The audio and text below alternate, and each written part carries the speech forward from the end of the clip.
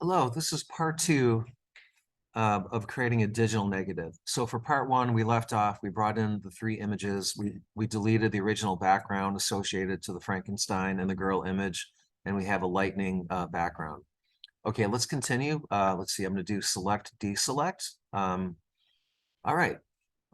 So, again, we're looking at a black and white image, so we want to be thinking about contrast, making sure that things are the way we want them to look.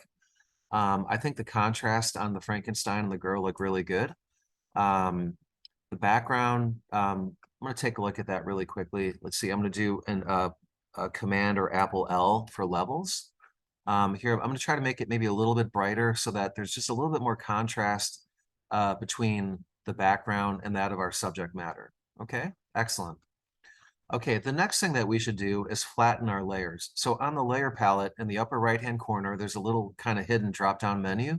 Here we're going to go flatten image. So everything is now one layer.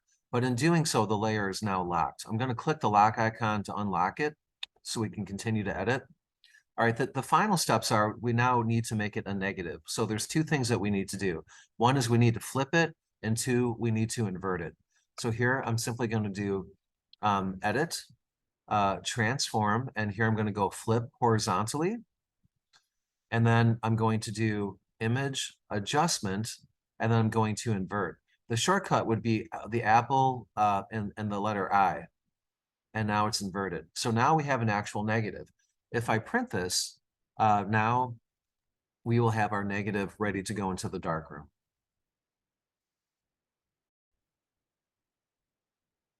Okay, let's go ahead now and save the work and get ready to print it. So now I'm going to do File, Save As.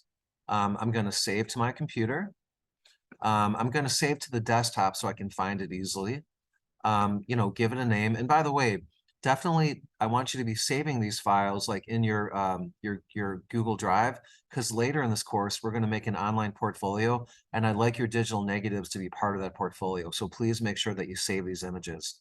Okay, so to save it now, I have these options to choose from. I'm not sure why the regular JPEG's not coming up, but I think Photoshop PDF should work fine. Okay, so I'm just going to give it a name like Frank neg, like in other words, like Frank digital negative. It really doesn't matter the name that you choose. I'm gonna click save. Okay, I'm gonna save PDF. Okay, so hopefully it's now saved to the desktop. Okay, the final step is we need to print the image once saved to the desktop. And so right now we're in a program called Preview. I got Preview simply by double clicking on the image. So here I noticed we've had a few problems like with the driver. So I want to kind of explain how this works. So, we set 5 by 7 inches like with Photoshop. So we need to make sure that when we print, we're printing at 100%. Currently, I know it's hard to see, but it's actually 117%. That would be the wrong dimension. So here I'm going to click on scale, and then I'm going to like highlight 117 and just override that and make that 100%. Okay. Now the image is exactly 5 by 7 inches. And now I can simply hit the print button, and the image should now print out on the 172 black and white laser printer. And then the final step, of course, is we're going to take our print into the darkroom, and then we'll go ahead and make our positive.